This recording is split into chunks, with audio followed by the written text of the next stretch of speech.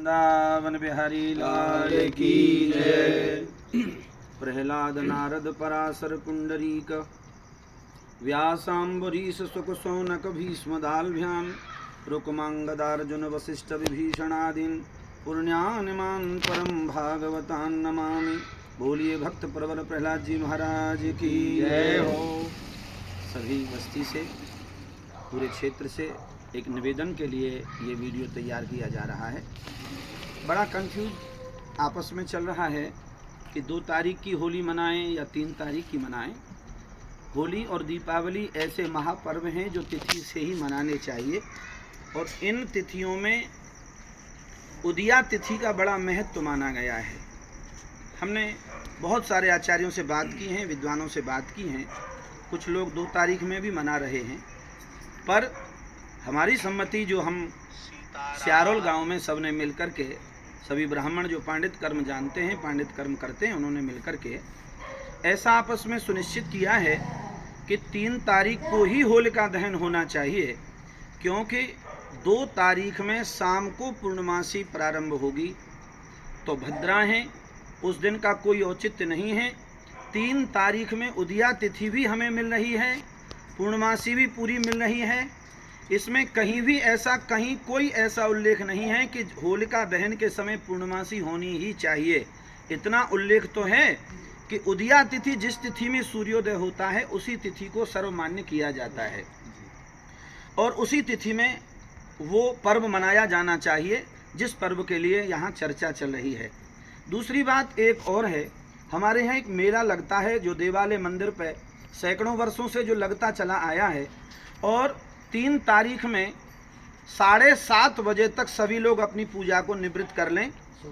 सुबह 7:30 बजे तक पूजा को निपटा लें, फिर सूतक लग जाएंगे। यद्यपि सूतक 7 बजे ही लग जाएंगे, पर उसका कुछ अंश ऐसा है कि 7:30 बजे तक भी हम पूजा प्रारंभ करा सकते हैं। सभी लोग सुबह 7:30 बजे पूजा प्रारंभ कर लें, फिर होली की, और उसके बाद में सूतक लग जाएंगे। उसमें हरि नाम संकीर्तन, भगवान नाम संकीर्तन, भजन, पूजा पाठ अपने घर में रह करके करें। शाम के समय में जो ग्रहण है, उस ग्रहण काल की जो निवृत्ति है वो लगभग 6:45 बजे तक हो जाएगी, 6:44 तक हो जाएगी। और हमें 7 बजे से लेकर के 8:50 तक होलिका दहन करा ही देना चाहिए। 3 तारीख में 3 तारीख में ही होलिका दहन होगा 8:50 तक, यानी 7 बजे से 8:50 तक होलिका दहन का समय है। सुबह के समय में पूजा कर ली जाए, फिर ग्रहण को देखा जाए, उसके बाद ग्रहण की निवृत्ति होते ही फिर होलिका दहन किया जाए। क्योंकि जब से सियारोल बसी है यहाँ, उससे पहले वयोवृद्ध लोग बताते चले आए हैं। परम विद्वान, परम भागवत पूज्य श्री विमल जी महाराज भी यही बताते थे कि उदिया तिथि को ही माना जाना चाहिए। तो उनके प्रमाण से, अन्य ग्रंथों के प्रमाण से और आचार्यों के प्रमाण से, सभी प्रबुद्ध लोगों की सहमति से ये निर्णय लिया गया कि होलिका दहन 3 तारीख को ही होना चाहिए। क्योंकि यदि हम 2 तारीख में होलिका दहन करते हैं तो सुबह 6 बजे ठाकुर जी के पट बंद हो जाएंगे, और हमारे यहाँ जो मेला लगता है होलिका दहन से अगले दिन फिर ठाकुर जी ही नहीं रहेंगे तो वो मेला किस बात का लगेगा।